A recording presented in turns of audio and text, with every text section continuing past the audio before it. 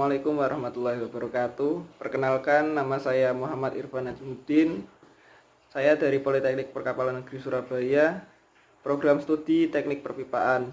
Ini adalah video pertama kali saya untuk membuat YouTube tentang review materi dari video Guraf BND tentang Chapter 1 Introduction to Pipe Stress Analysis. Berdasarkan review tersebut, dapat diketahui rumus tegangan atau stres adalah F per A, yang mana F yaitu menandakan gaya yang berartikan bilangan vektor karena memiliki arah. Sedangkan A yaitu luas permukaan atau luas penampang adalah bilangan skalar. Lalu dari rumus tersebut dapat dikatakan stres atau tegangan adalah perubahan bentuk benda atau material karena adanya gaya yang diberikan terhadap benda tersebut ke arah luar. Kenapa ke arah luar? Karena kalau ke arah dalam maka akan disebut kompresi. Nah, itu adalah perbedaan antara stres dan juga kompresi. Dapat diperhatikan dalam uji tarik material biasanya akan diperoleh grafik tegangan dan regangan, di mana rumus tegangan adalah F per A dan regangan adalah delta L per L. Delta L merupakan perubahan panjang material dan L adalah panjang awal material. Dalam grafik diketahui daerah elastis, di mana material dapat kembali ke bentuk semula dengan puncak berada pada yield strength. Setelah melewati yield strength, maka material tersebut akan bertambah panjang dan tidak bisa kembali ke bentuk semula sampai menuju titik ultimate strength. Nah, setelah melewati ultimate strength, maka material akan mengalami necking atau patah. Karena di situ nilai A sama dengan 0, maka dia tidak memiliki permukaan karena sudah mengalami patah dan delta L yang mengalami perpanjangan. Selanjutnya kita akan memasuki analisa tegangan pada pipa.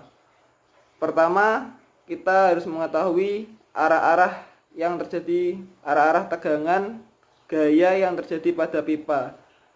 Yang pertama yaitu arah ke depan atau ke belakang, yaitu dinamakan longitudinal.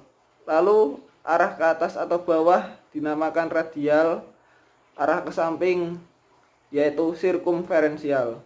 Hal paling mendasar untuk tegangan pada sistem perpipaan dapat dikatakan aman atau safety, yaitu ketika tegangan desain tidak melebihi tegangan yang diizinkan pada material sesuai dengan kode yang ada. Jadi untuk membuat desain kita harus memperhitungkan stresnya tersebut dan juga menyimak kode. Biasanya itu menggunakan ASME, tergantung section berapa yang kita butuhkan. Biasanya untuk material itu kita menggunakan ASME section 2, dan juga untuk proses power piping itu menggunakan ASME B31 series.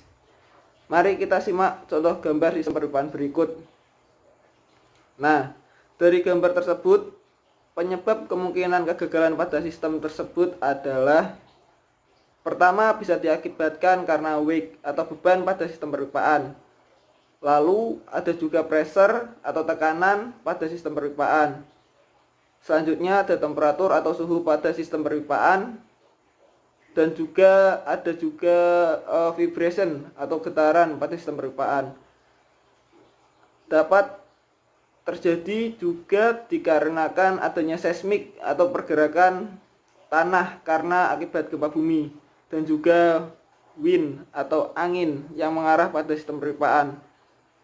Lalu ada juga displacement atau perubahan permukaan tanah yang tenggelam semakin ke bawah.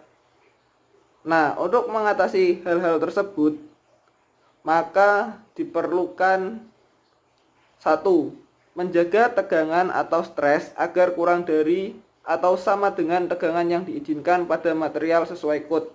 Jadi tegangan atau stres itu tidak boleh melebihi tegangan yang ditentukan di kode. Lalu menjaga beban nozzle.